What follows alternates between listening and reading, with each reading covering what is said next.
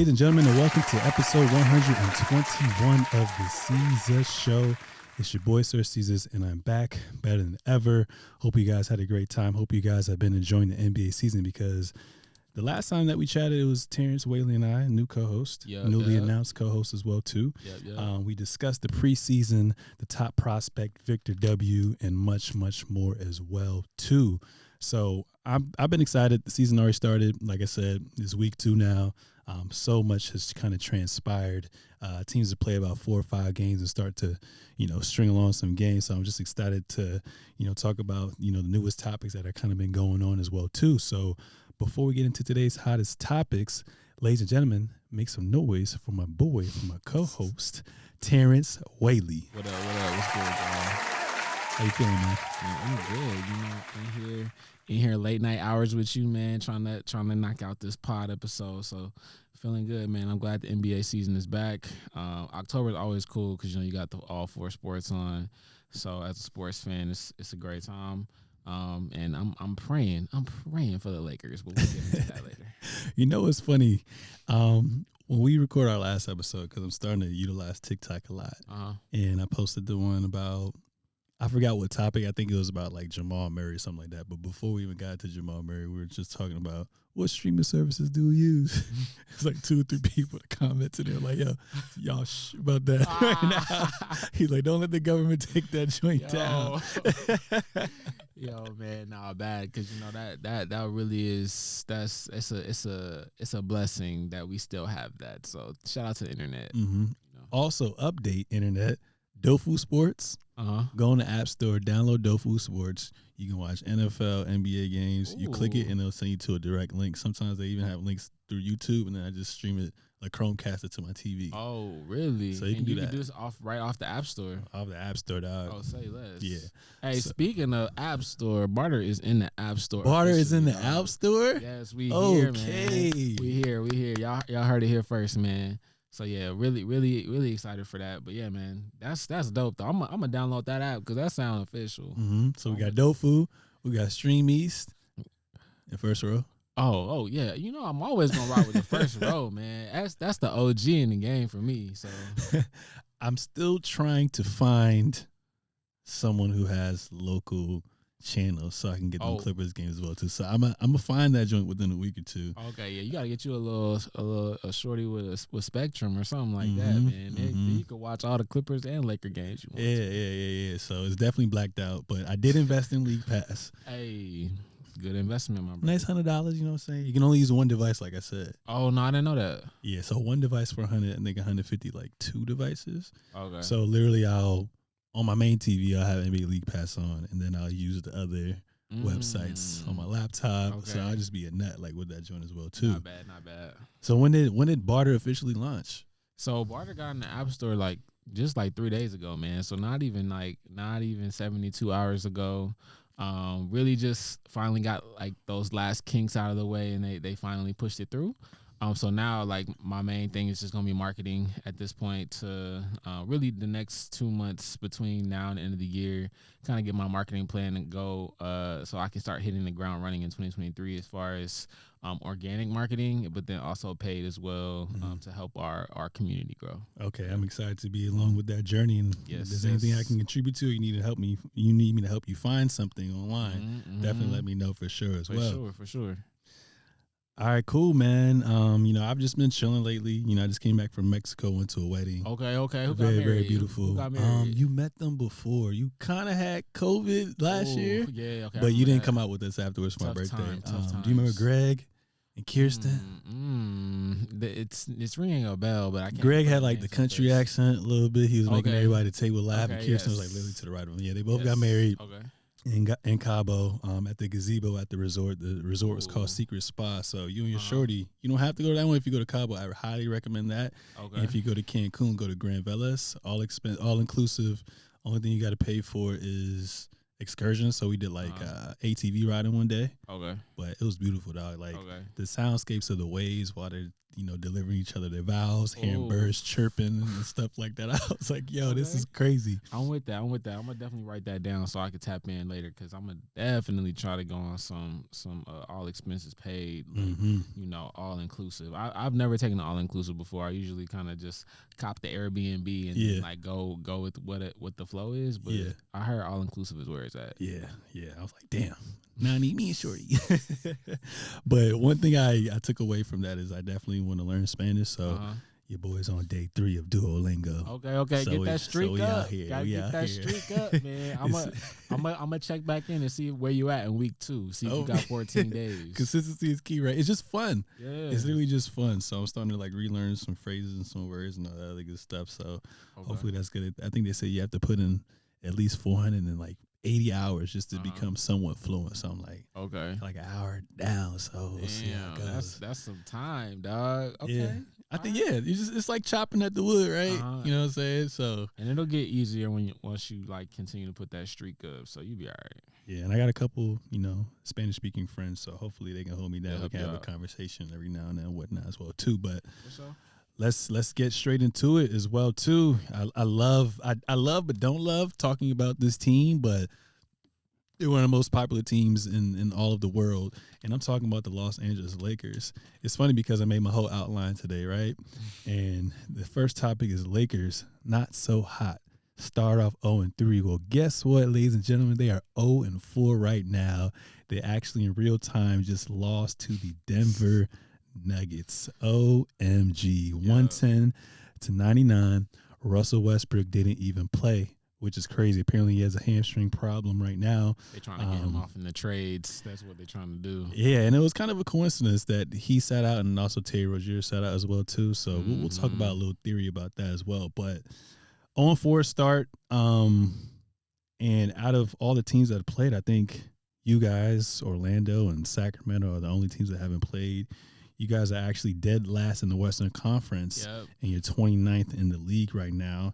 You're 29th in scoring at only scoring 103.3 points. You guys are last in field goal percentage at 40.7. dead last in three-pointers made, 3-point percentage, 25th in rebounding. And it's crazy because, like, to have 3 superstars, to have such a rich culture, you guys have the second most nationally televised games at 27, right behind the Golden State Warriors, man. So my question for you is, what the hell is going on, and who's to blame? Like what's happening? I'm gonna start with the second question, because the person that's to blame is Rob Pelinka off top. Like, you got to start with at the top, at the head, and who's responsible for the roster moves. You know what I'm saying? Like, at the end of the day, like, I don't care what LeBron and AD come into your office and tell you, like, hey, we think it'd be great to have another superstar when AD misses 40 games.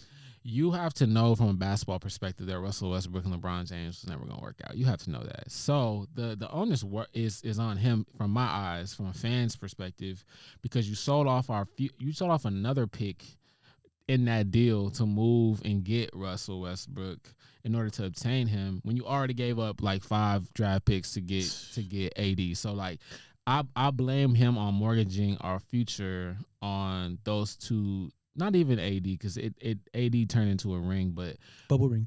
Yeah, here we go. Nah, go ahead. But Russ, like, I just wasn't a good move. So I think it starts with him. And then what was your second question? Yeah, who's to blame, and then what's kind of going on? Okay, so I mean, from a basketball perspective, like, there's never been any cohesion or like any what's that word when you like trying to build that chemistry season after season. You might not win the championship, but like you keep the same roster, but there's so much roster turnover that it's hard to build that. And I feel like now Darvin Ham has to come in and like continue to figure out what lineups are working. And now being 0-4, it still seems like they don't know what lineups are effective and which ones give the best plus minus and stuff like that. And I think that is what's the growing pains are why we're 0-4. And tonight specifically, I'm watching the game and LeBron's literally throwing turnovers. He had 7 turnovers. Like, a couple bounce passes trying to go to AD. Yeah, and then when the turnovers happen, he's in the backcourt, not even running. Like, and that just shows me like he's either checked out already in this season, or like he's just like, I'm waiting for a trade to happen and I'm not even taking these games seriously. And that's having an effect on the rest of the basketball team. So I think it's Rob Pelinka, it's LeBron James from a leadership perspective right now. And it's not going to get fixed until a trade happens, because that's what's going to bring going to breathe life into this team, I think, in the organization. It's funny that you say that, because I'm literally looking at the first year that AD and Bron linked up, obviously won the championship and whatnot as well too. But like you said, you're supposed to keep that core group together and just sprinkle in a couple of pieces to get better, like each and every single year. And Dennis Schroeder, perfect sprinkles, 1 and 2 in 6 Man of the Year voting. Like, that's what you needed. It's just crazy. From the championship team, the only players, I think, LeBron and AD, right? Yep. That's crazy. Yep. And I mean, even in that stretch, in that bubble stretch, Markieff Morris was playing well, hitting shots. Like, I understand from a financial perspective, going into the luxury tax right after that bubble year was scary, because you lost a lot of revenue with fans not being able to come to the games. But you got to do what you can do while LeBron is in your arena. You know what I'm saying? To keep that team together. And I feel like there would have been much, much more. They would have definitely beaten the Phoenix Suns, in my opinion, in 2021 if they had kept that roster together. But at the end of the day, like, it does fall on Rob Pelinka. I think when Magic Johnson left originally, like when he parted ways, he saw that, like, oh, okay, I really don't have decision making here. It's really Rob Pelinka. And now we've seen what Rob has done in the fact of, like, these bad roster moves, and I don't even credit him for bringing LeBron to LA. That was Magic. That was Magic, yeah. So, like, what have you done for me lately to get this contract extension that Jeannie gave you? So I think the blame definitely belongs to Rob Pelinka and partly to LeBron. And what's crazy is, one, Darvin Ham, you can only work with what you got, right? He's trying to bring in the Bucks basically style of play, but like you said with Rob Pelinka, we've seen for 9-10 years straight LeBron going to the championship. What pieces he needs around him. Yeah. Like, why is it so hard to find 3-and-D shooters, two-way players to kind of play with them as well too? But then, like you said, it also kind of cuts into having 3 max players. They're making minimum 44 to 47 million each year. So you add all them 3 together, you really only got scraps to deal with in free agency. So is it necessarily his fault? Pelinka's fault? If you had to give a percentage breakdown, Pelinka, the players, and Bron, like, where is that at? I would give 70% to Rob Pelinka. Ooh, okay. And then I would give the rest 30% to LeBron. I wouldn't give anything to Darvin Ham. It's not on him. Because Bron was like, give me Westbrook, and what, give him Westbrook. You could have got DeMar DeRozan. You got rid of Danny Green. You got rid of KCP. You got rid of Kyle Kuzma, who's been hooping lately as well too. Montrezl Harrell. You got rid of all that. Dwight, JaVale, all that for Russ. Bron said, they not helping me. Let me get them out the door. Yeah, I there's blame to go around, but 30% of it belongs to LeBron for that decision. Yeah. And the rest goes to Rob Pelinka for not being able to stand on his own 2 feet and be like, you know what, this is not a good basketball move, having you and Russ on the same floor together. Honestly, I think what I would do, if I can be the GM, high key, on some Game of Thrones shit. I can be Daenerys Targaryen. Give me my what's the person that she consults with? The Hand of the King. Have a Hand of the King and my consultants, and I will make some goddamn good decisions. I think if I was the Lakers GM right now, I would just rebuild right now. You would tear the entire thing down. Yep. Like send AD. Send AD somewhere. Send Bron somewhere. Oof. Send Russ somewhere. Let's go get Victor and just start from scratch, dog. Because, like, what are you going to do? I mean, I'm either taking that route or I'll try to trade Russ, but I'm just still figuring out who's going to pick up Russ. I don't know who's going to pick up Russ. Like, there was a trade, for instance, the other day. I think they said Mike Conley, Rudy Gay, and Boban for Russ. Plus a first-round draft pick. Which was crazy. Utah's going to give him a first-round draft pick? Yes. Wow, and they said no. They said no to that. Okay, in a hypothetical, if that happened, does that solve things? No, because it doesn't include Jordan Clarkson.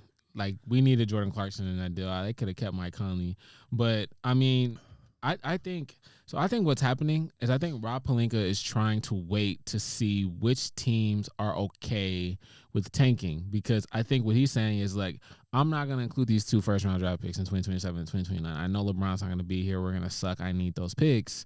He's saying, okay, well, let's see who really wants Victor. I'm going to send you Russ straight up. You guys send me your veterans that are giving you guys wins that you don't want, and Thanks. you can send Russ home, and then you can tank the way you want to. John Wall shit. And I think that's just what it is for now until 20 games go, and it seems less obvious that teams are tanking. You know what I mean? And I think that's just what Laker fans are going to have to wait on, which is going to be too late. 20 games go by, like they could be 5-15. At that point, it's done to me. Like, you're not coming back from 5-15. So I think at the end of the day, like it might have to wait till December 15th when those first newly signed deals become trade eligible for them to move Russ, because they might be able to say, well, you know what, we'll take Russ, but we also want XYZ, you know, maybe not a first round draft pick, like one of your players that have been playing well. Like, I don't know. But yeah, I it's Rob Pelinka, man. Like, Rob Pelinka should have been able to say, hey, this doesn't make sense. Like, Russ is the only superstar that we can get as a third wheel, but to be honest, it's not a better basketball team than what you have now. And he didn't make that decision. And what's crazy is, like, to hell with those future first-round picks. Because if you get rid of those picks, you can get a nice player to come in, or role players, whatever you want to do. If it still don't work out, you still got AD and Bron to get the picks back. Maybe I have to like look it up to see if that's legal, but like if all else fails, you can get the equity back. You know what I'm saying? How do you think AD's value looks like right now, though? Well, we have our 5 bet. first round draft picks. I think 2 or 3. Okay, well that's low. I still rather have him how he is now over fucking Rudy Gobert. Okay, well Rudy got 5 first round draft picks though. I think AD can give you at least 2 or 3 if he plays 7. What was it, 60? I know you watched that game. I know you saw his back. My back. So I don't know. It ain't getting to 60. I'm telling you. Hey man, when he healthy, that's still 25 and 10. Okay, well yeah, I guess. I hope so, man. They need something to go. Something's gonna happen. But we'll continue to monitor that. But wait, what was your answer though? What, percentage breakdown or like whose fault it was? You about to say LeBron? Oh, damn. I mean, I think it's all right, 50-50. 50-50. Okay. Because Bron is the real GM. He asked for us. He gave away basically championship DNA. But I think in his mindset, he's like, all right, I'm getting older. I know I can't play 82 games anymore. I want someone to take that load off of me. And Russ played well in Washington, played almost 70 games or whatnot that year, and he was durable. It just didn't happen to work out. So I blame him for that. I feel more, we'll talk about this a little bit later, I feel more bad for KD's situation than Bron's situation, because Bron was the one who wanted that trade to happen to get Russell Westbrook, and then as a result, you got you don't have any cap space, like I said before, and you kind of suffering at this advanced age. And then obviously the GM as well too, because like you said, you got to be the top dog. You got to be like, I hear you, but I'm not listening to you, and I'm gonna do what I think is best for the organization. He didn't do what was best for the organization. So moving on from that, what's going on with Russ, man? Like I said, he sat out against the Denver Nuggets the other night. And out of the few games he played, he's averaging 10 points, 7 rebounds, 4 assists, career low in minutes, which is shocking at 28.7. He's shooting 8.3% from the 3-point line. Wow, wow, wow. And 29% from the field goal, which ranks last among all active players that have touched the basketball. Yep. What's going on, man? Honestly, I think it's well, number one, it's a hangover from the summer or watching all of this, trade news. Like, that ain't never good for anybody's psyche. I feel like all of the smoke about him not wanting to be there is also true, I think. But then I saw something today on a timeline that he just bought a crib across the street from LeBron. So I don't really know what's going on. I really don't know what's going on. Is that factual? I don't know. I don't know if I've seen that from an actual reputable source. So let me not say that. But I think at the end of the day, Russ has never been a shooter, and I think that he knows that when he gets the ball, his shot attempts are already at a premium because he's the third option on the team. So he has to work harder for shots that he's ever gotten. And most of them are only coming from the 3-point line because he's getting the ball swung to him at the end of the shot clock, or just in there with players that like aren't going to create space enough for him to get, efficient shots at the rim. And when he gets shots at the rim, he's missing. So like, I just think it's all around bad, and he's just in this mode of like, we're not good enough to be a playoff team, so I'm really out here just running around. Like, that's kind of what I get from Russ. No, like when they were playing the Clippers, that's probably the most competitive I've seen them play. He played hard and like try to like actually get a win. Versus like what I saw tonight going up against the Denver Nuggets. And oh God, I never thought I'd say this, but I miss KCP so much, man. He plays so well for them. I would just say, yeah, man, like Russ has never been a shooter, and that's okay. We don't even need him to do that. I'd rather just see him do what he did against the Clippers, play good defense, rebound, push the pace, and don't turn that bitch over, dog. That's all he needs to do. Them 3 things, and he'd be valuable. The Laker fan base would love him for that, but he is constantly turning the ball over and shooting shots that he doesn't need to shoot. Like, you could be wide open at the top of the key and dribble that joint in and miss a shot at the free throw line or at the cup, and we'd be better with that than we would you shooting at the top of the key. Yeah, man, that's just tough, man. I was literally looking at his highlights back in 2018 when he had Melo and PG. So good amount of floor spacing, and they St. Presti always does a good job at working with what he has. But there was a point in time where Russ's midi was unguardable. Yep. Like, even though he wasn't a great shooter, he was very solid in the mid range. That free throw line. Mm-hmm. I used to hate it as a Spurs fan whenever we matched up against them as well too. But I was looking at that. I saw how athletic he was and how great of a finisher he was through contact as well too. But most importantly, that joy.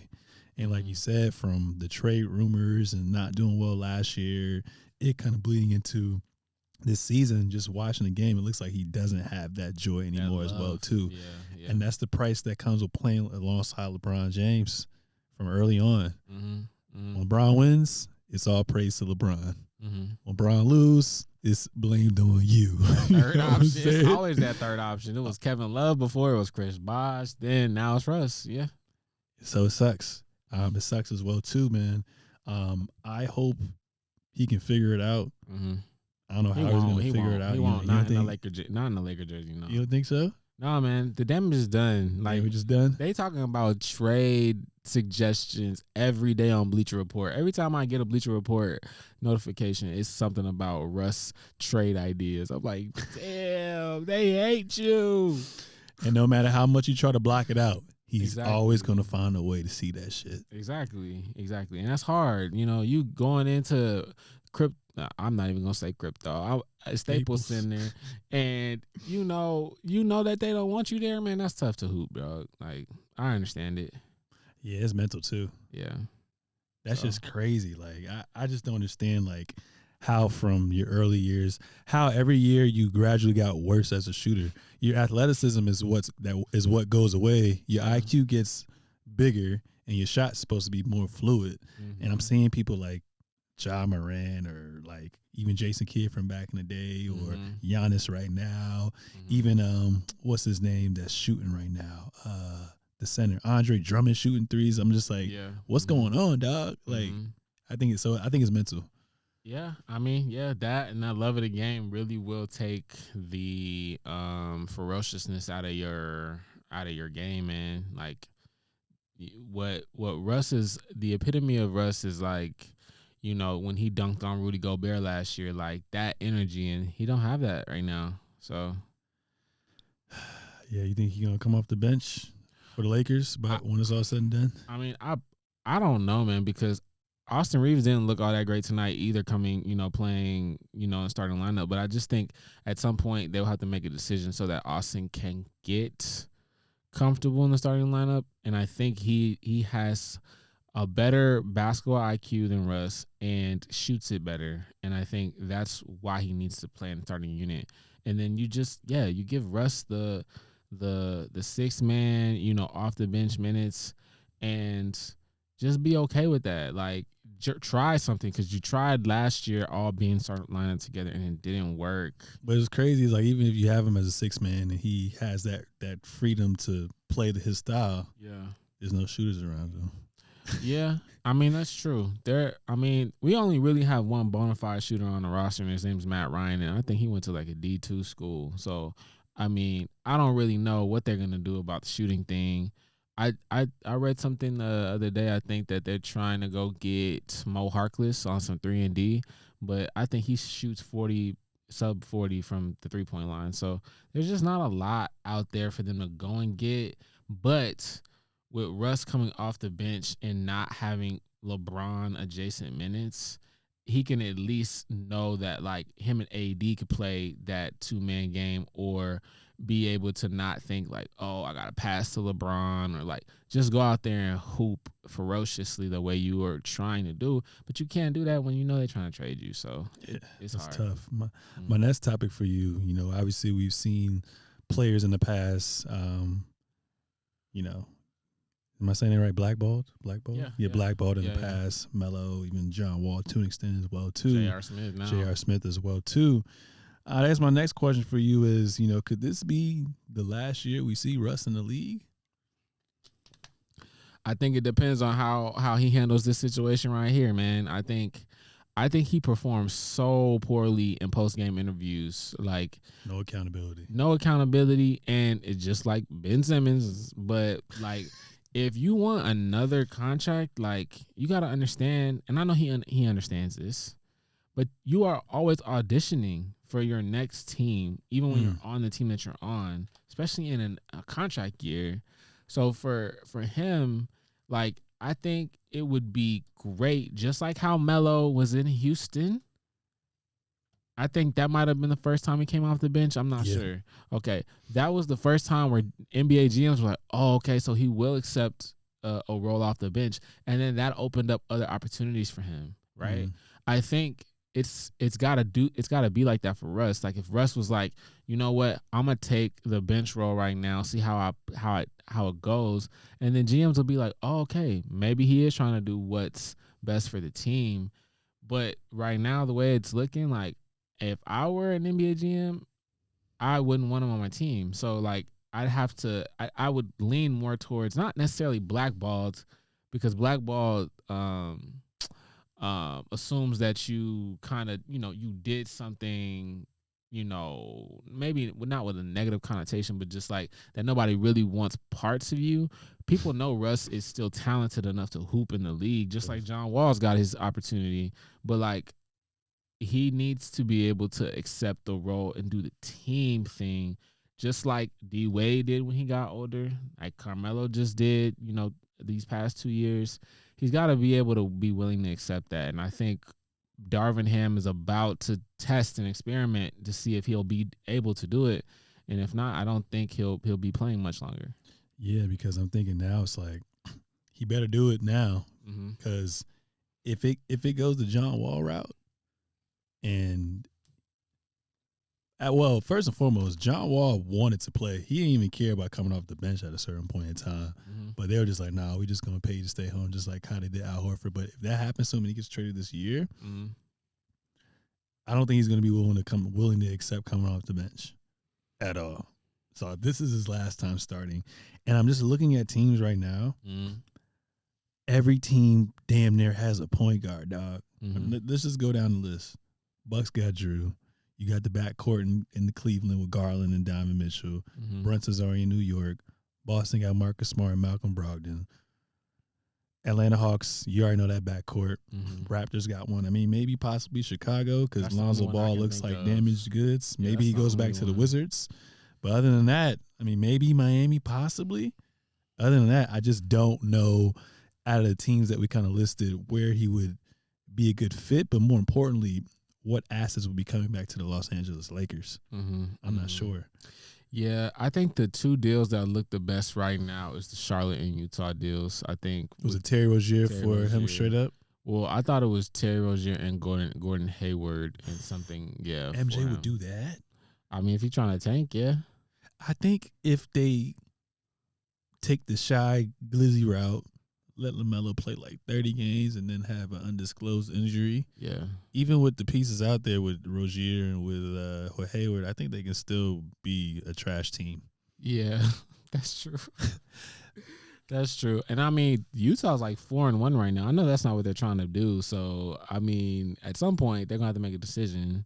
So I think for Russ, it's definitely going to have to be like, yo, and another thing is he just fired his long-time agent. Like, so I'm wondering too, like, who is in his camp that's saying like, yo, like, you might want to come off the bench because, hey, like, in the next, do you still want to hoop 5 years from now? Like, do you see yourself in the NBA still?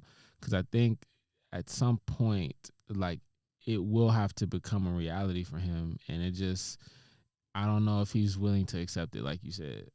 Pride is the devil. I think it got a hold on me. Shout out to J. Cole, man. Mm-hmm. So Karl Anthony Towns called out Anthony Edwards publicly.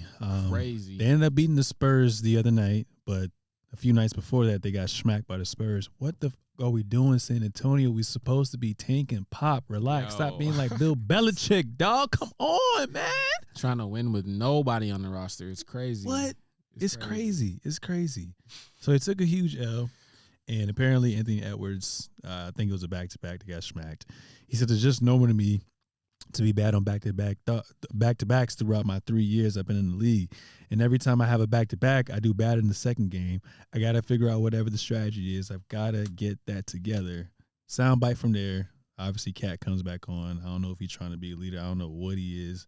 But apparently like a year ago, Anthony was trying to make a joke to get a sponsorship or endorsement, rather, from Popeye's chicken or whatnot. Mm-hmm. So Cat got a soundbite. He said, maybe I could do a better job of teaching him how to take care of his body, talking about the back-to-backs, diet and everything. Town said, that'll be on me. I know y'all think it's funny up here when he talks about Popeyes and all that shit. That doesn't make me happy to hear. We're high-level athletes as well, too. And right now with the Timberwolves, you know, obviously they got Rudy Gobert, who's supposed to be, you know, the reigning defensive player of the year. I think he won 2-3 times already. Last year in the NBA, they were 13th in the NBA defensive rating. This year, they're 14th. And offensive rating, they went down like 5 as well, too. But as far as like the sound bite goes, how do you feel about that? You think it should be something that should, you know, stay in-house between the players themselves within the locker room? Do you think it was a bright idea to kind of put him on notice publicly? That way all that kind of come to you and be like, all right, well, I need to get on my shit. What are your thoughts on all that?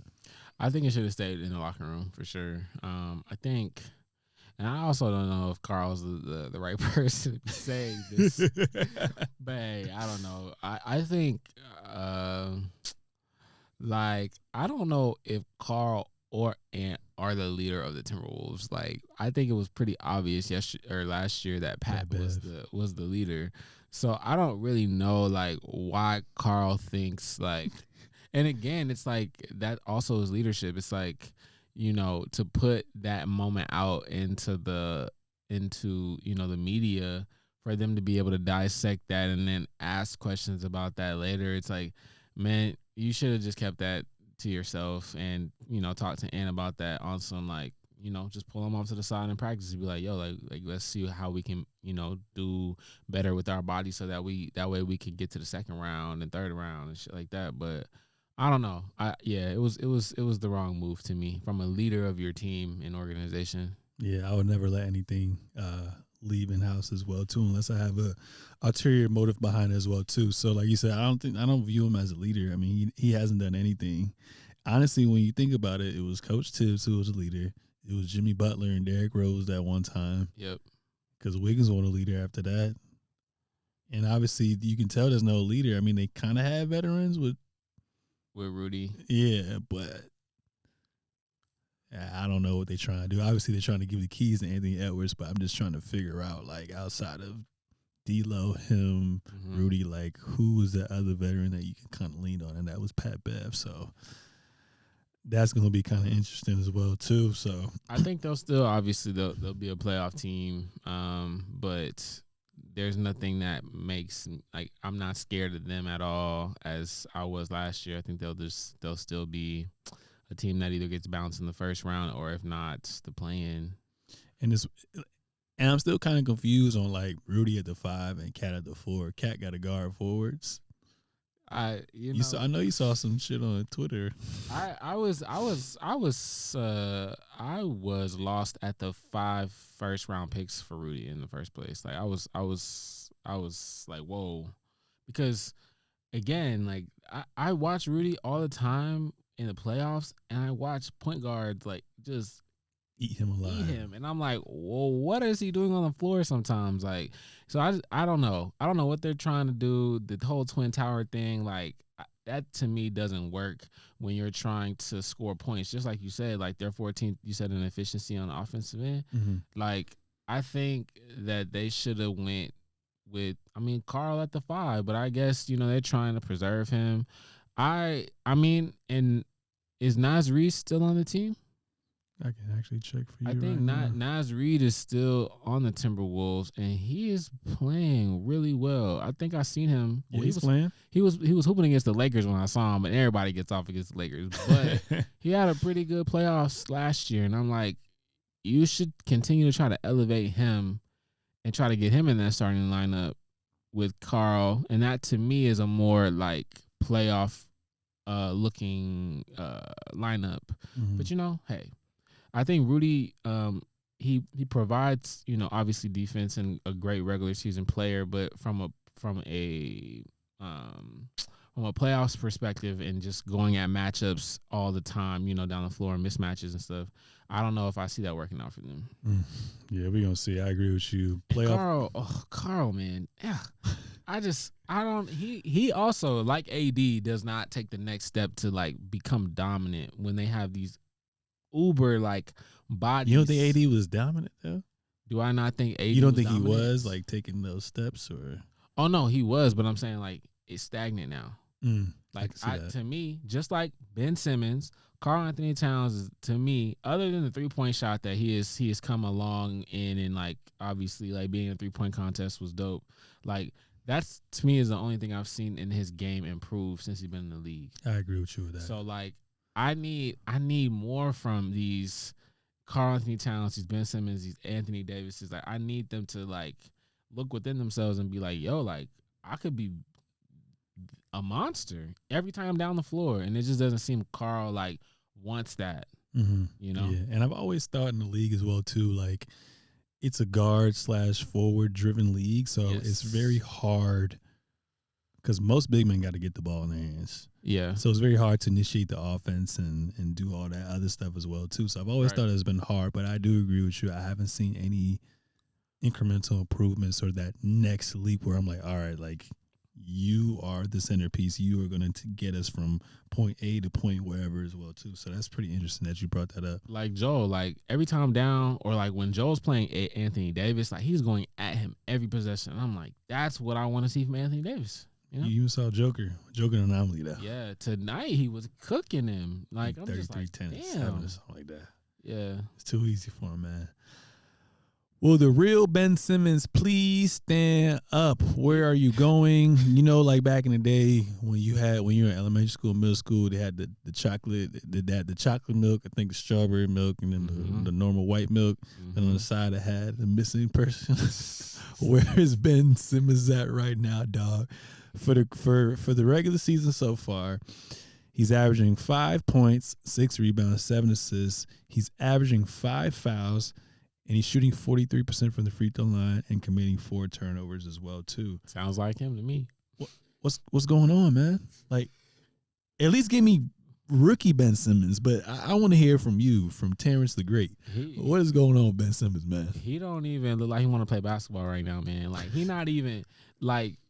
the Ben Simmons I knew in Philly was like, okay, like, yeah, you some possessions you would come down the floor and like obviously they sagging off you like 5 feet, and you know obviously because you're not shooting the jumper, but there would be other possessions he come down and like attack that gap and like get to the basket.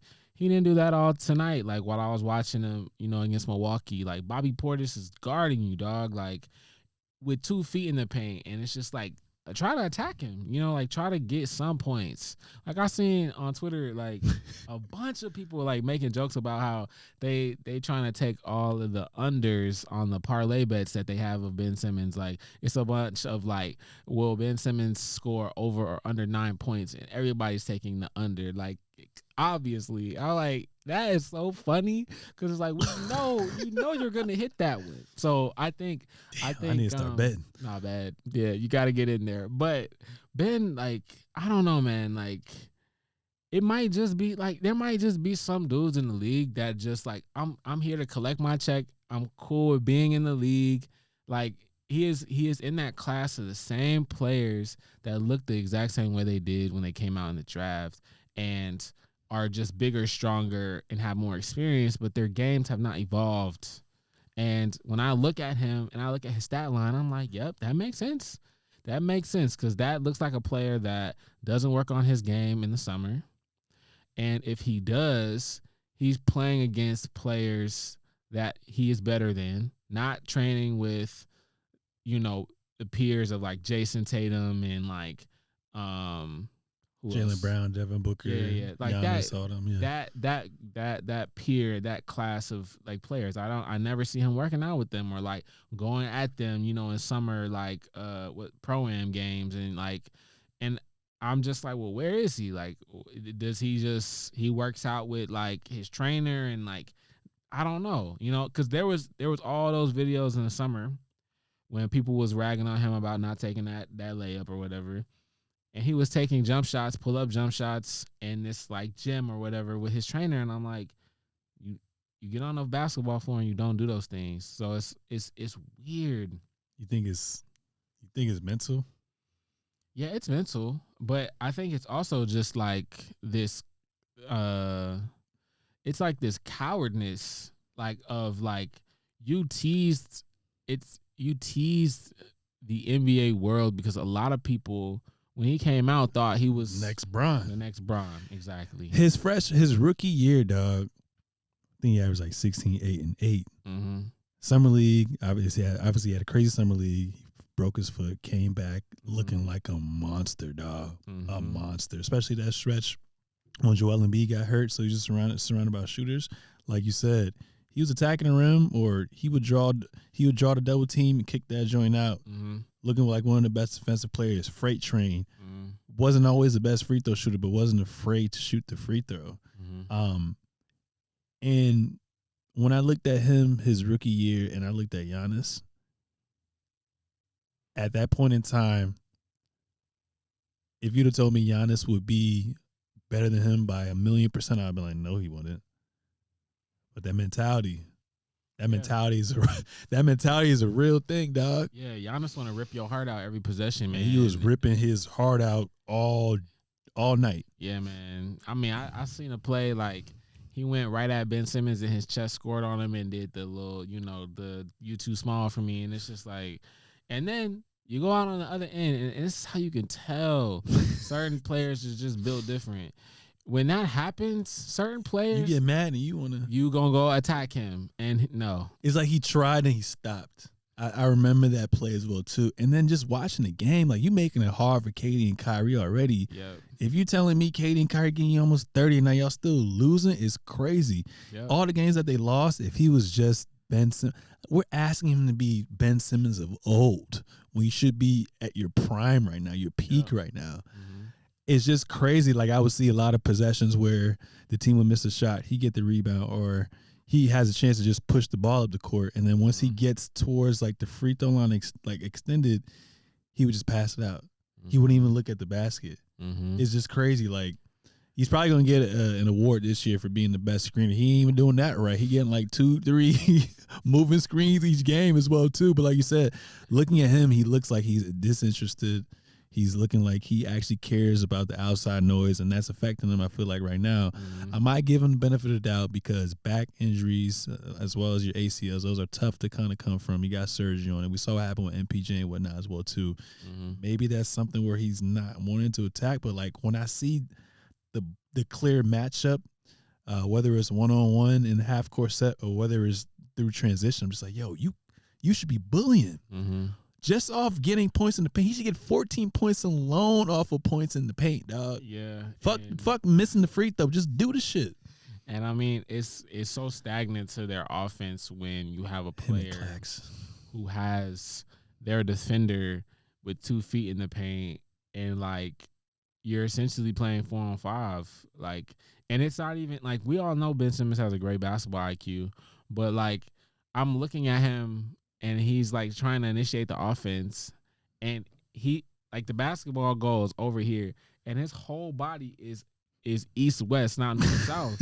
And it's like, dog, like you can't do that. You can't do that in the NBA. You cannot telegraph like where you want to go with the basketball and like start your offense at so short in the shot clock. Like I think what they're trying to do right now, and I saw this a lot in the first half, was obviously Ben Simmons is orchestrating and they got Kyrie off the ball.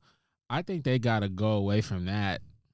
I think they got to get Ben Simmons, like either put him in the dunker spot or have him in pick and roll where he's rolling to the basket. Just give him an easy look, start off. Yeah, man. But put him in positions to score the basketball when he gets the ball, because is Steve Nash going to do that? Probably not. Probably not. But hey, who knows, man? Like you gotta, but he has to be a threat to score the basketball, or it's 4-on-5. Yeah, if he's not a threat to score, they're gonna be a 42-40 team. Yep. If he's a threat to score, and what we've seen the first 2 years, it was easily conference finals, easily as well too. And now players on the defensive end, well, on the offensive end, but on the defensive end for him, like they don't even respect him no more. And obviously, like, let him get the transition buckets because he's really good at that as well. I'm not sure where Brooklyn ranks, defensively in the league right now, but I know if they can turn their defense into offense, a lot like what the Lakers need to do. I thought that's what they brought Ben Simmons in for, dog. Yeah. And I saw a lot of times when they could easily try to get an attack at the basket or a transition three, he'd just be jogging. Like he wanted no parts of trying to score the basketball. I saw earlier, it went viral already. Kyrie's like, Ben, shoot the ball. Oh, he said that? Yeah. Oh, I didn't see that. I'm gonna show you it after this. He said, "Yo, shoot the ball." He was pissed. Oh, damn. Yeah. And he had a post game interview and whatnot. He basically said, "I'm tired of you guys asking me about Ben Simmons. Like, we're gonna continue to give him positive affirmations and whatnot, but it gets real corny when you talk about it. So that's gonna be something that happens all year." But he literally yelled. I thought I was a fan at first, but he was like, "Yo, shoot the ball." Hey, Kyrie to the Lakers 2023. We got you. One thing we're gonna do is shoot the rock. We might not make it, but we gonna shoot it. It's crazy, man. So we gonna see what's happening with that, man. But it just makes me think about KD. Like, I see why you want to trade, man. Just a lot of dysfunction from the top down, and I told you. Now we're just gonna have to exert even more energy when Ben Simmons is supposed to come in and make it easier for all you guys. Just imagine if they still had James Harden right now, dog. Yeah, should have went to the Knicks, bro. It's all Kyrie's fault. At least if you would have went to the Knicks, you would be popular. They don't even talk about you. They only got like 5 or 6 nationally televised games this year because they ain't know what was gonna happen. We probably ain't gonna see another one till like Christmas. I don't even think they own Christmas. I seen an article where they was talking about they not selling out. Yeah, they had the lowest ticket sales. Exactly. So I'm like, yo. You went to the wrong squad. Shit, I wish I was in Brooklyn right now. I'd just get a season pass and just be heckling so I can get in. Just chilling, just watching KD and Kyrie. Like, what? Ben Simmons. I can move up to the 100 level bet. Shit, I bet you could pay for the nosebleeds and walk on down to the lower bowl for sure. I bet. So I'm gonna give him. I'm not sold on it, but I don't like to give up on human beings in general. Oh, okay. I'll give him until Christmas time. You gonna give Ben Simmons till Christmas time? Or the Nets? Ben Simmons. Oh, okay. I'm gonna give him until Christmas time. If it's the same shit and I'm not getting double digits, I'm off him. Okay, I'm gonna tell you right now. He stole money from Philly, right? Yep. And I think if he continues to play like this, I swear to God, after his contract's over, I don't think he'll play in the league no more. He either gonna go to Shanghai and be a legend. I'm gonna tell you right now what he gonna do. Or he gonna retire. Go ahead. I'm gonna say he gonna turn into a model. Yeah, who gonna? Hey, swear to God, he gonna turn into a model, dog. I'm telling you, he's not trying to play basketball. Yeah, it's one of those things. He likes the idea of basketball. He's naturally good at basketball and what it comes with. And what it comes with. Yeah. But you can't. What's that natural proverb? You can steer a fish to water, but you can't make it drink. Yeah. That nigga just gonna be starving out here. I don't think we disagreed on anything today, dog. we on the same page.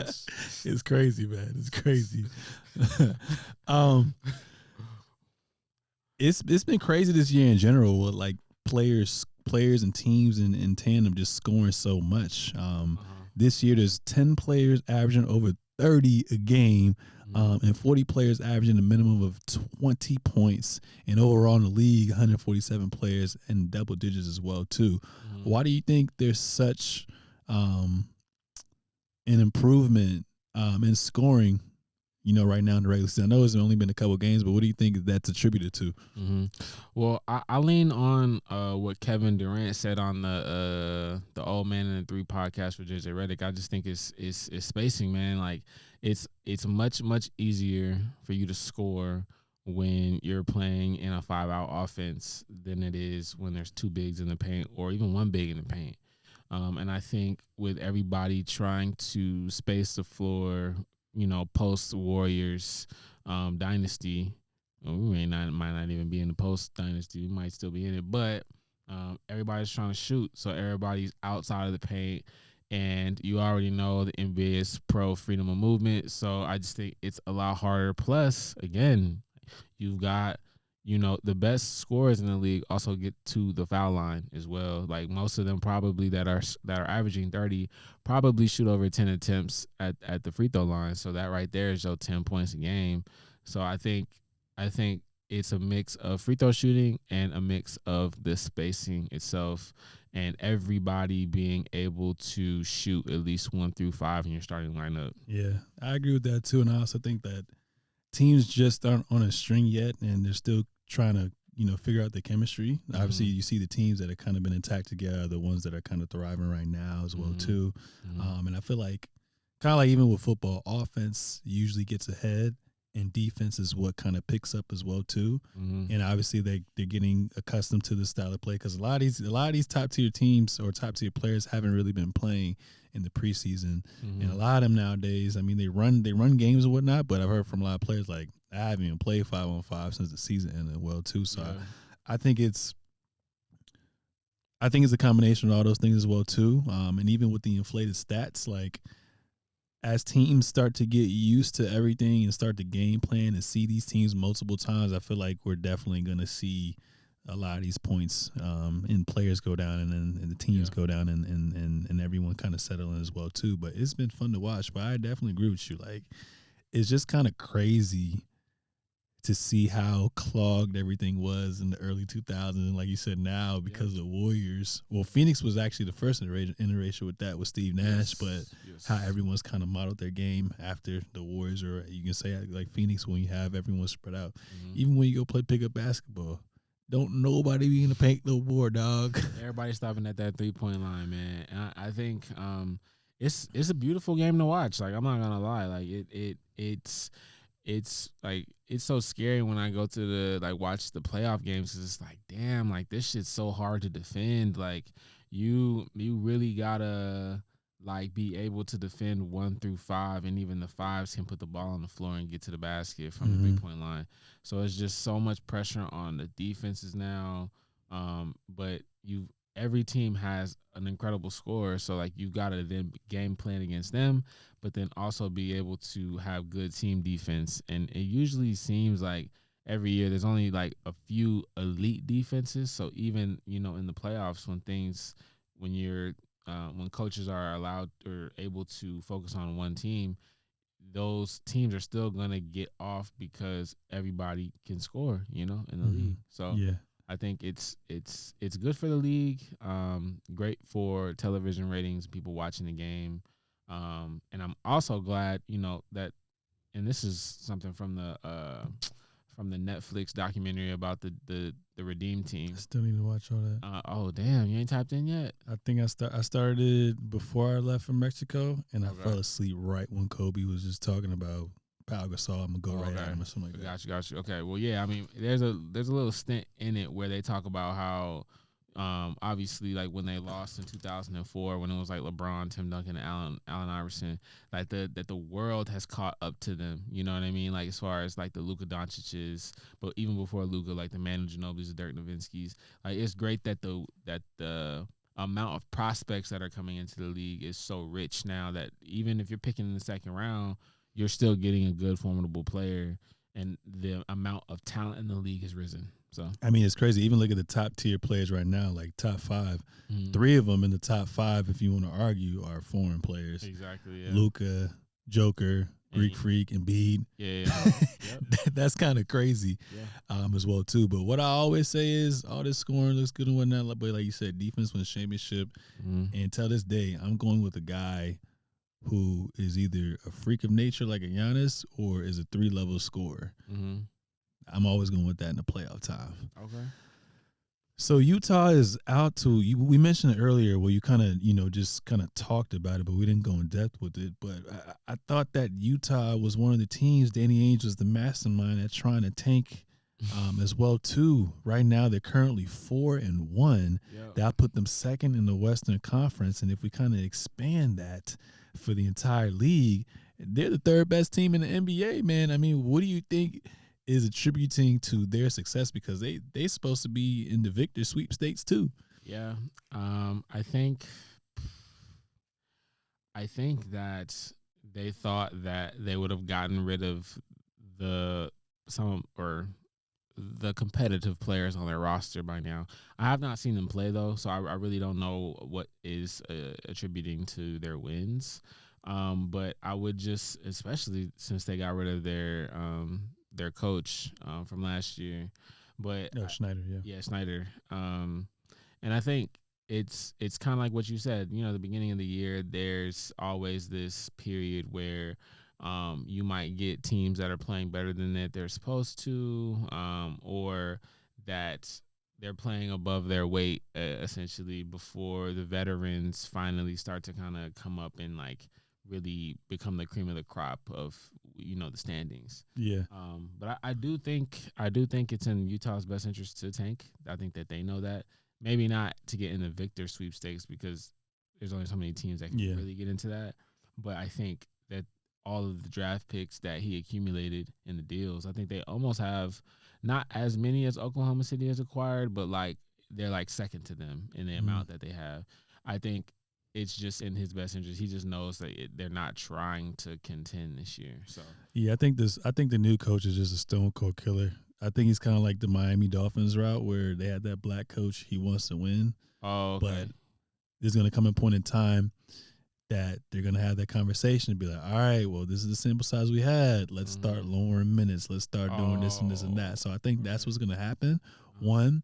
2, I also think that the teams that we already had preconceived notions about who are going to tank, I think a lot of teams aren't taking them serious, so they're kind of shocked, like, oh shit, these dudes are actually like kind of good. You still got some role players there, and then like what you said earlier as well too. Let's have like an open tryout to see who can get traded, because these veterans don't want to be in a losing situation. So I think they're playing their hearts out, and then like you said, maybe by December or whatnot, if they still good or at 500, they're like, all right, well, we have these draft picks. Let's accumulate even more. Let's take on expiring contracts, and we'll ship you out there. Because you got Mike Conley, like you said, Jordan Clarkson, you got Kelly Olynyk, you got marketing, you got a lot of dudes that are hooping right now. Yeah, so that's a lot of talent. Any of those teams that are in need of depth and need to solidify their roster to make that run and be a contender, there you go right there. So I think those are what's attributed to their early success for sure right now, and they're definitely gonna start to fizzle out a little bit. I think. I hope so, man. I don't know. Utah 3-1. I think that they'll definitely come back to earth for sure. Okay, so obviously this was pre-recorded, but Portland was the hottest team in the NBA. They started off 4-0. I think Damian Lillard suffered a calf strain the other night against the Miami Heat. So Miami Heat finally got that dub. But what do you attribute to Portland's early success as well, too? Was Dame right at staying loyal and being with his squad right now? What's going on? I attribute it to Anthony Simons, man. Like he's hooping. Like he's definitely a breakout star. And on his way to maybe most improved player of the year. If he continues to hoop. That. So I think that that spark from a young player can really help galvanize a team early in the season. I attribute it to that. Obviously, Dame is hooping the way he's always gonna hoop. But Anthony Simons, from what I've seen from him so far, like it's I think infectious to that team, you know. Yeah, and then you finally got you got Dame healthy. I think Dame played like 10, 15, maybe 20 games. Chauncey Billups finally had a full year under coaching, and you said the emergence of Simons, and like I said earlier, with just the pace and space and teams not getting used to things as well too, and teams thinking they're not going to be good. I think that got him out to a hot start. But Dame's just one of those players, like you can put anybody on his squad and he's going to at least get you alone 40 wins as well too. So I think they're going to kind of be like the Wizards of last year. I think who were like number one in the East for a little bit, or like the Atlanta Hawks the past couple of years start off hot. And I think they're going to fizzle out and end up being like a 42 and 40 win team, playing team, in my opinion. I want to see Dame, especially with that calf strain. Yeah, I want to see Dame do well, man, because I love watching him play. I mean, he's fearless. He is, his game it speaks for itself. It's beautiful. Like I love watching the old 30-footer like fucking fade away, or it looks like it's fading away. It's really not a fade away, but it's like he's like leaning to the side and cash. Like it's beautiful. But I don't know. I think until they get you know what? Actually, I also forgot about Shaedon Sharpe. I forgot that was a draft pick this year, right? He looked really good in preseason. I mean, I've seen highlights. I mean, he can get it off the dribble. I think that their future is bright so long as, I don't know, like maybe if Jeremy Grant stays there and like really builds out to be their like perimeter like guy while Anthony Simons and Shaedon Sharpe kind of take form. Yusuf Nurkic got to stay healthy, but I like their roster a lot better than fucking the Lakers. Yeah. So yeah. No, that's crazy. So if you had to just pick one team that you're most impressed by this year, who's that team? So I would go with the Pelicans right now, man. I think they are growing up right in front of our eyes, and they're really saying, "Fuck the Lakers, y'all have AD now, and we're past it," And I think that's really fresh to see. I really hope that they continue to get. I'm not sure how many nationally televised games they have this year, but they look really good coming out, fresh starts, and I want to continue to see them do well and Zion grow into that role like we talked about on the last pod episode. Really try to see what role looks the best on him, and continue to be healthy, and turn into maybe. I think you said a top 4 seed. You thought that they could be. Yeah. So I think I want to see them maybe be like last year's Memphis and go above and beyond of what people expect from them. Yeah. I think that was a sellout answer. They made the playoffs last year, and we said once they get Zion back, they're gonna make some noise as well too.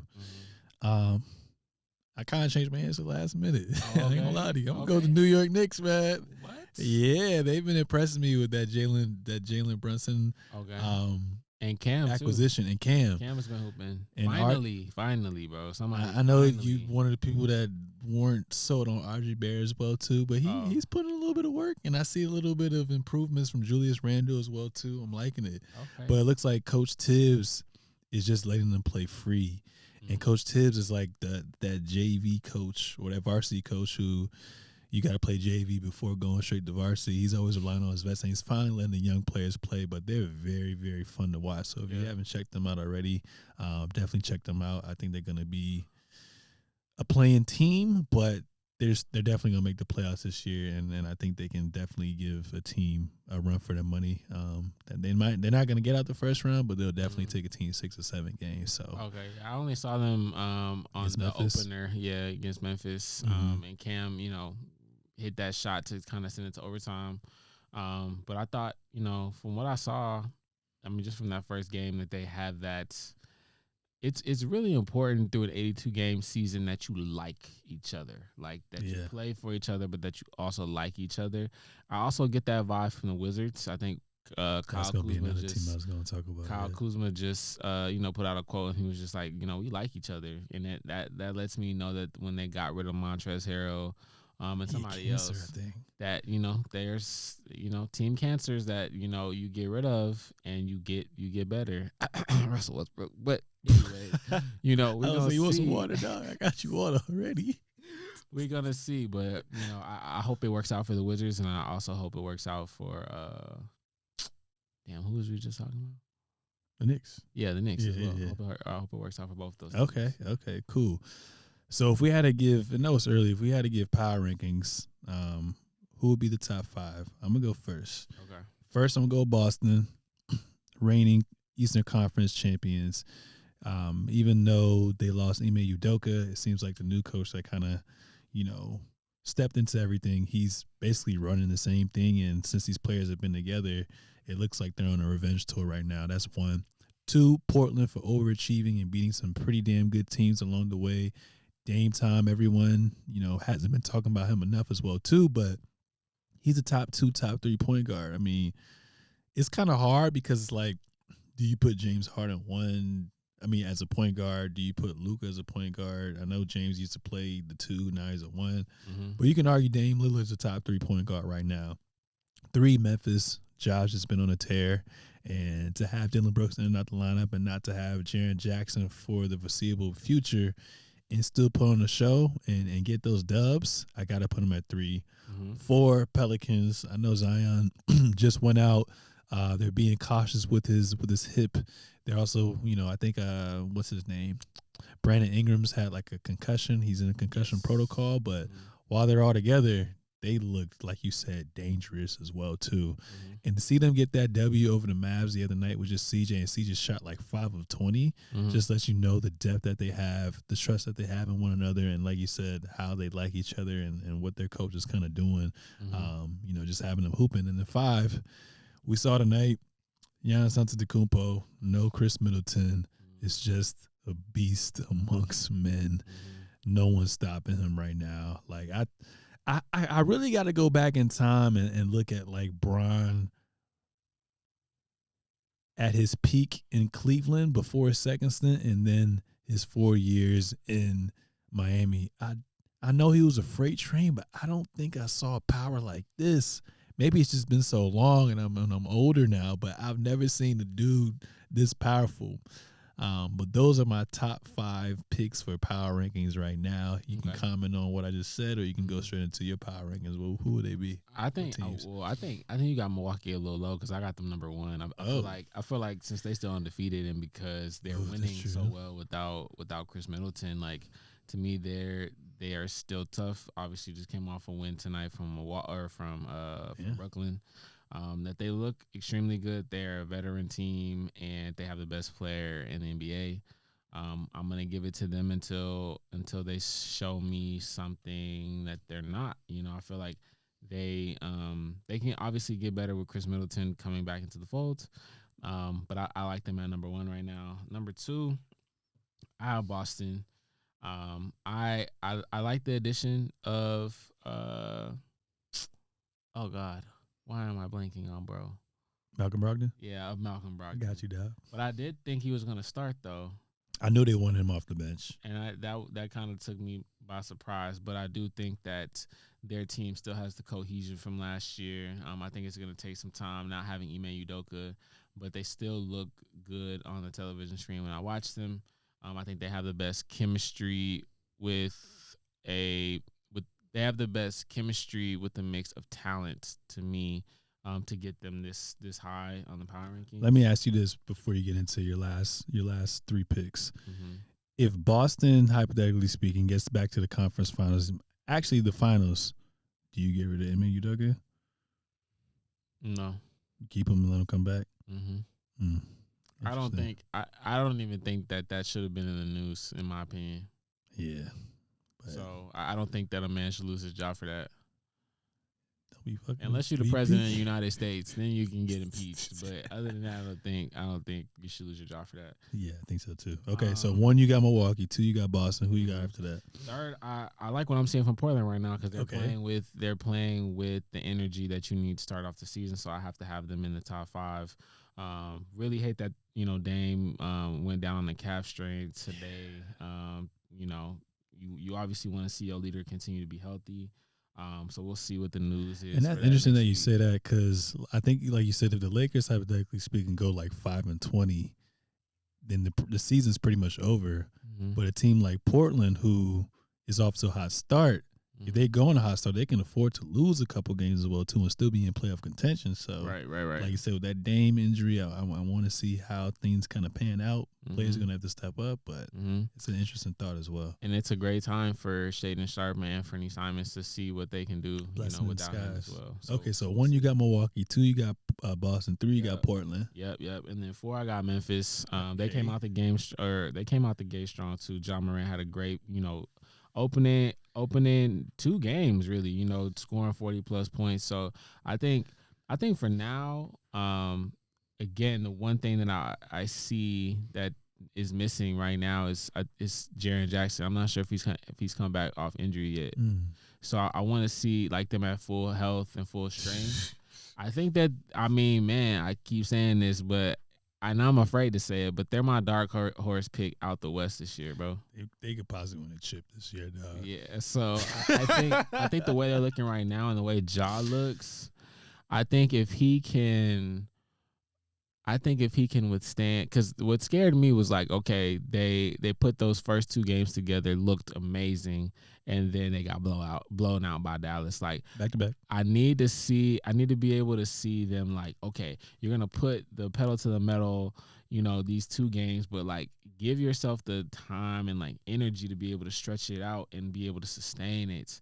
That way you don't give up a playoff game here and there trying to put so much energy into all that like shit. We run up the chimney and we use all this energy on one game and then we lay an egg in the next one. So I want to see them grow as the season goes along, but I do believe they're a top 5 in power rankings. Mm-hmm. And then this is another one. This might actually shock you, but the Cavaliers at number 5. Why? Because they also, just like Portland to me, look good out of the gate. And even tonight, they didn't even get the best game out of Donovan Mitchell, and they obviously don't have Darius Garland because of injury. But they still took care of the game that they're supposed to win because they're the better team. And I think that is a sign of growth. Even in just like the beginning of the season, winning games you're supposed to win. And they have one of the better records in the NBA. And I think that their team also has that proponent of we like each other. You know what I mean? There's no cancers on the team. And I think that for me, from what I've seen, looks really good in the Eastern Conference right now. And I think that they could also be a top 4 finish. Yeah, I think they can be a top 4 or 5 finish. So, and then I think the ceiling though is a second round exit. Okay, we'll see. Because Darius Garland, from what he showed me last year, young Dame, and to add Donovan to that to be able to finish games off with the emergence of a Mobley, could really shock people. I don't want to revert back to this, but Brooklyn had Jared Allen, Karis LeVert, bless you, Spencer Dinwiddie. You flip that into Harden, and then from Harden you get Ben Simmons. Yeah, man. That's crazy. General managers need to be called to the carpet for those decisions, man. But yeah, I like the Cavs. I don't think Portland will stay in the top 5 too long. I do think that they'll return to earth, especially with the injury to Dame. Mm-hmm. But I like the Cavs at full strength this year, man. I really do like the team that they put together. I think they have a bench. They have, I guess what they don't really have outside of Donovan is a lot of veteran leadership. I guess Donovan and Love. Yeah, exactly. Yeah, those two. Would you say that Allen's doesn't have that veteran leadership yet in a sense. Jarrett Allen? Yeah. Not really, because I don't see too much playoff experience. You know what I mean? Okay, Like experience. but I think him and Evan Mobley, like I do think offer a really, really good tandem, and they play well together. And I don't know, like I know I talked about Rudy Gobert and Karl Anthony Towns earlier, but I from what I see from Jarrett and Evan Mobley is again that chemistry to try to figure out like what works for the both of them to stay on the floor together. And I don't know if Karl and Rudy are going to figure that out this year. Maybe they do, and maybe they prove me wrong, but I think it looks better on the Cavs than it does in the Yeah, and Timberwolves. Evan Mobley can guard every position too. Yeah. Rudy and Cat can't. So they're going to be put on blunders Yep. the whole season. It's going to be real nasty. I can't wait to see them nationally televised games for them as well, too. Yep. Let me ask you this before we get into our last topic. When Garland comes back, is it a clear pecking order? D. Mitch 1, Garland 2, Mobley 3? Do you think Mobley stays steady or takes that next leap? This is a great question, because I still really don't know what Evan Mobley's ceiling is. And Chris Bosh, maybe. Or young KG, maybe. I don't know. I mean, if it's that, then watch the fuck out, man. Like, they're going to be really good if that's the case in the next few years. Because, but I mean, to answer your question, though, I do think that is the pecking order. I think that, Darius Garland will set the table, but Donovan is their best player, at least today. And I think what will happen is how much do they get out of the defensive end? Obviously, you have Jarrett Allen and Evan Mobley at the rim, but you need like Okoro to be able to step up and defend the wings, the Jason Tatums of the world, the not necessarily a Trae Young matchup, but like, you need to be able to defend those Eastern Standard or Eastern Conference teams, so that you can finish, in the top 4. So I do think that is my team. I love the way it was built. I love when they went and got Donovan. That was a shocking trade because I thought it was going to the Knicks. But when I saw that they got him, I was like, hey man, that's a nice backcourt. And I think that Donovan and Darius will carry them enough in regular season games to get to that top 4 seed. And then Evan Mobley, I'll just be paying attention to see how well he continues to develop throughout the season. But I do think he will take the next step. I'm just curious to see them in the playoffs. Like, you can't hide either of them. Yeah. So, and they're small. That's true. I think, at the end of the day, like, Donovan, like, we'll see. Because, I mean, he wanted to win when he was in Utah, and I think, he wanted to be in a bigger market, but you cannot deny that the team that you have right now looks really good, and like, I think he'll make the next step because he has not had a player, I think, as talented as Darius Garland on his team. So I think he will take advantage of that. And they already started building that chemistry in the offseason. Love it. Yeah. Top 5 MVP candidate picks. These are C's picks right now. Number 1, we got Ja Morant averaging 35 points per game, 7 assists, 4 rebounds, shooting 55% from the field and 60% from 3 and 86% from the free throw line. Like I said, no Jaren Jackson. Only lost like 1 game, putting the team on his back. Looks like the modern day AI mixed with D Rose and just got that swag and got Memphis just turning up right now. Number 2, I got Dame Dollar. If he played the other night, they would still be undefeated, in my opinion. It was a very, very close game. Didn't play all last year. Didn't run from the grind. 33 points per game, 6 rebounds, 5 assists, shooting 50% from the field, 40% from the three-point line, and 92% from the 3. And number 3, we got J Smooth, JT, Jason Tatum. Didn't like how he went out last year in the finals, and he's on the vengeance this year, averaging 33 points per game, 8 rebounds, 4 assists, shooting 56% from the field, 38% from the 3, 9% from the free throw line. Looks like he's going to join that 50, 40, 90 company. Number 4, we got the killer Luka. 33 points, 8 rebounds, 8 assists, 48% from the field, and he's just having fun.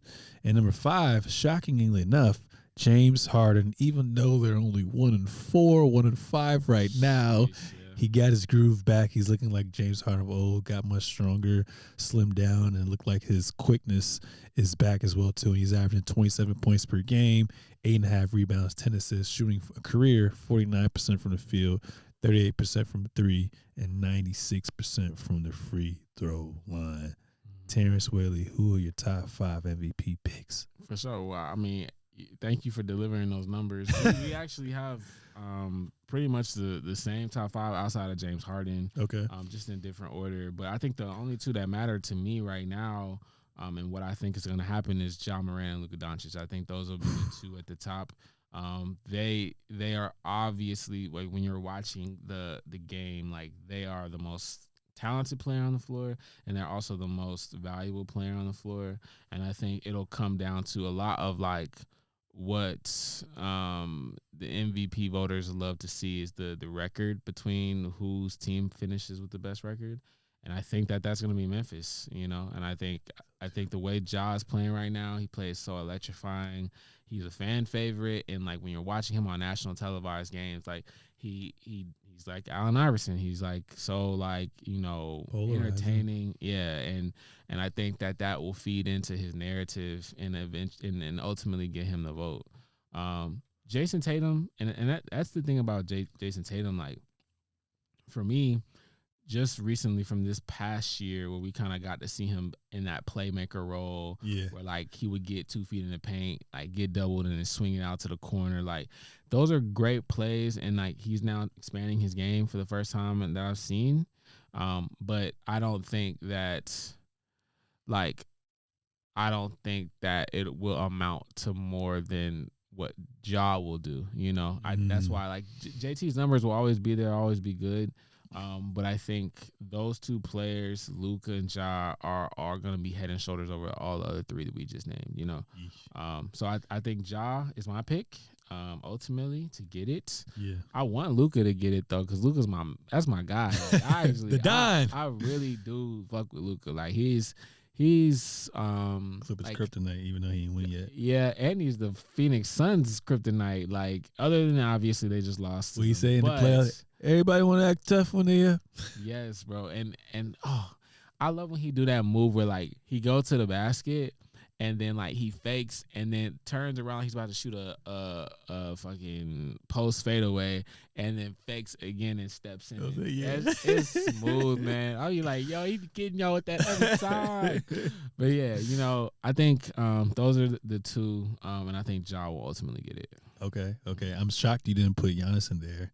The reason why I didn't put Giannis in there because of, like, the LeBron effect. Yeah, voter fatigue. It's like they give it to you 2 years in a row and then they stop. I think who's most likely to get 3 in a row is Joker. I think with Jamal Murray still trying to get his groove back and being very inconsistent, and MPJ going to be on this kind of like the load management with what Kawhi is doing. Granted, they got new pieces with Bruce Brown. Even DeAndre really Jordan's right playing well. KCP. And Jeff Green's been honestly, playing Aaron Gordon been playing well. So never mind. They revamped. They did it the right way. That's how your organization should be ran. But I thought you were going to pick one of them. And I thought with how much you're talking about Cleveland, you're going to pick Donovan Mitchell. But it looks like it's also by committee. Yeah, man. It's always about narrative. And it is narrative based. People love Ja's like not his nothing's really poetic about his story or anything like that, other than the fact he came from Murray State. Yeah.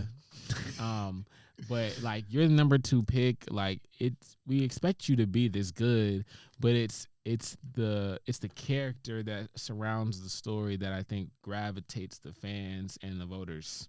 So I think that's really what will get him, and then the numbers will speak for themselves. Interesting. Any closing remarks? Like I always say, man, you know, continue to hustle hard out here. And write your goals down and what you expect from them. One of my favorite rappers said that. Dom Kennedy said, write your goals down and what you expect from them. And, you know, it might be a tough first half of the year for you. You know, January through June might be tough, but July through December, you know, you can hit all of those goals. Like, you just got to continue to work hard for what you see and, anything that you want in this world can be yours. You just gotta write it down and go after it. So. We really got living proof right here from Terrence Whaley _ For sure. Yeah, I always try my best to write down my goals the night before, and you'd be shocked, ladies and gentlemen, when you write that shit down the night before. 9 times out of 10, you may not get to all of them, but you're gonna damn sure do majority of them as well too. But what was that thing you just said? Write down your goals and what you expect from them. I don't think I've ever done that aspect. What you expect from them? Okay. So I'm about to implement that. Yeah, man, that helps me because. Like for me, it's like it's always about like affirmations. Cause I changed in 2022. I changed the word "if" to "when," and that's changed a lot for me, man. Like affirmations, and then what you expect from them is it helped me change my how I see myself. Cause it's like if I expect to hit the goal, like I could write the goal down and it's like it's cool, but it's like what do I expect to happen after that? Like I expect happiness, or I expect a larger salary, or like just whatever it is that you expect to happen. Make sure you write that down along with the goal. That way you know what is supposed to happen next. For yourself. Creative visualization. I love it. I love it. Well, ladies and gentlemen, that was episode 121 of the Seezus Show. Make sure to subscribe on all forms of social media at the Seezus Show, at Sirseezus, at Terrence Whaley _. Yep. We out. Peace.